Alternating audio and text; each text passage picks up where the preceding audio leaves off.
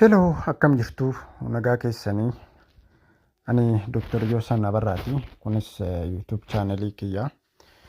Waa'ee dhimmoota fayyaa hawaasa irratti akkuma yeroo biraa waliin mari'achaa turre har'as itti fufnee kan waliin mari'annu ta'a.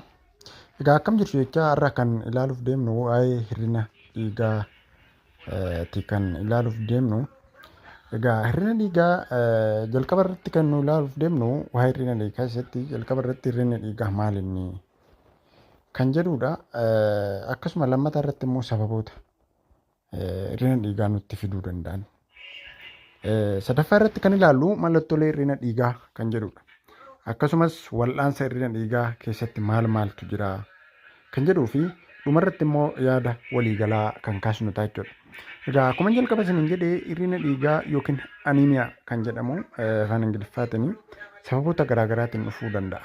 Egaa jalqaba irratti hiikkan isaa hir'ina dhiigaa jechuun hammi dhiigaa dhiiga diimaa qaama namaa keessa jiru hemogloobiin fi wantoota konteettiiwwan garaagaraa qabaa kan itti safaramu.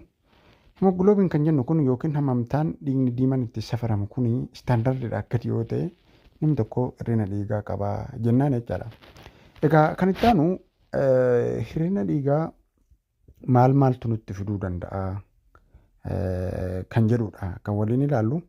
Egaa tokkoffaa irratti hanqina ayiranii, hanqina albuuda ayiranii yookiin ayiran deficiency kan jennu gosa hir'ina dhiigaa yeroo baay'ee mul'atu yookiin kooman ta'ee hir'ina ayiranii gosa albuuda ayiranii kanaan kan dhufudha. Kan biraa hanqina viitaamina B12, fooleetii fi viitaamin C warra jedhamaniin dhufuu danda'a.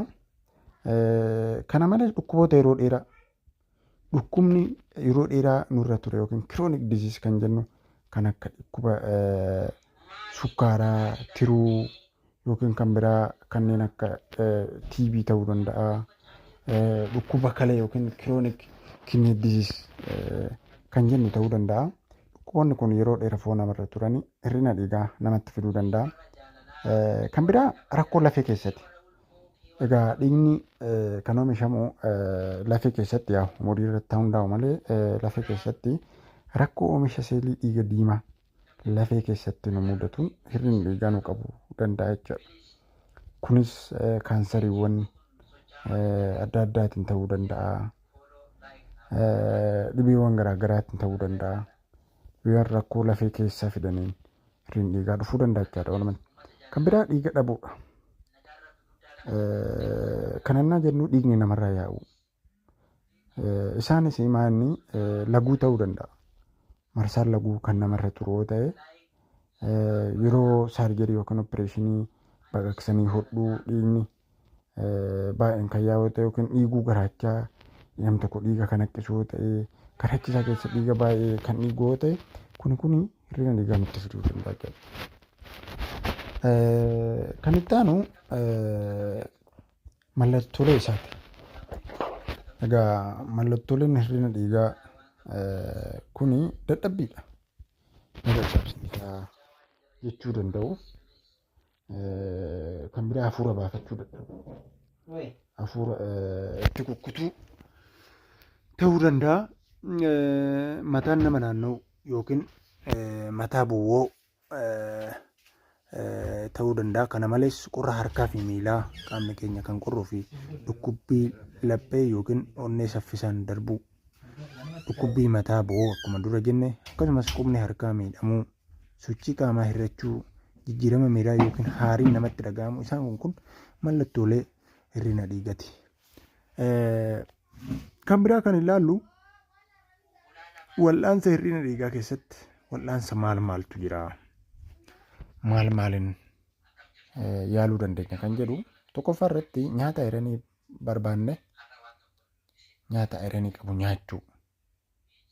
Kan akka foon diimaa, baaqelaa, midhaan jajjaboo fi kan kana fakkaatan soorachuudhaan hir'ina dhiigaa kana furuu yookiin yaaluu dandeenya yookiin ittisuu dandeenya jechaadha.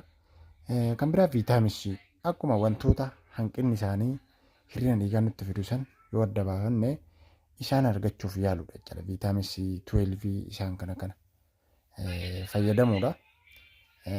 Kan biraa nyaata madaalawaa. fuduraalee, kuduraalee fi midhaan guutuu fayyadamu isaan kun hirrina dhiigaa yaaluudhaaf fayyadu. Kan biraa warra keemikaala kaafeenii qaban kan akka bunaa kana hir'isuun gaariidha. Sababni isaa ayiraniin nuyi nyaata irraa argannu kan qaama keenya keessatti xuuxamee dhiiga oomishuuf seelii dhiigaa oomishuuf fayyadu akka inni hin xuuxamne nyaata keessaa qaamni akka ofitti hin fudhanne godhu ni hir'isu. Xuuxama isaanii kana ni hir'isu. Keemikaalli kaafeenii kun kanaaf wantoota kana hir'isuudha. Kan biraa alkoolii ofirraa qusachuu. Directly alkooliin seelii dhiiga diimaa miidhuu danda'a jedhameeti qorannoowwan adda addaan agarsiisanii. Egaa wantoota armaan olii kana gochuudhaan hirrina dhiiga diimaa ofirraa ittisuun yookiin yaaluun kan danda'amudha. Egaa walumaa galatti mallattoolee armaan olii keessaa mallattooleen armaan olii kan armaan dura jennee dadhabbii qaamaa, hafuura nama kutuu, mataa bu'uu, ijarra nama faca'uu, gurrarraa nama xiixuu, qaamni nama dhiita'u isaan kana ofirratti argine hirrina dhiigaa qabaachuu hin danda'a jennee yoo shakkine qorannoo fi yaala seera argachuuf gara buufata fayyaa yookiin bakka ogeessa fayyaatti argamu deemuun bakkatti yookiin atattamaan ilaalamuun barbaachisaadhaan jedha. Egaa waan dhaggeeffattaniif galatoomaa jechaa chaanelii kana subscribe, follow, like gochuudhaan na bira dhaabbadhaadha. Yeroo itti aanu wanta ani gadhiisu dafee akka isin qaqqabuuf subscribe godhaan isin jedha. Galatoomaa mata duree biraatiin akka deebinee wal qunnamnutti nagaan oolaa bulaa galatoomaa. Thank you.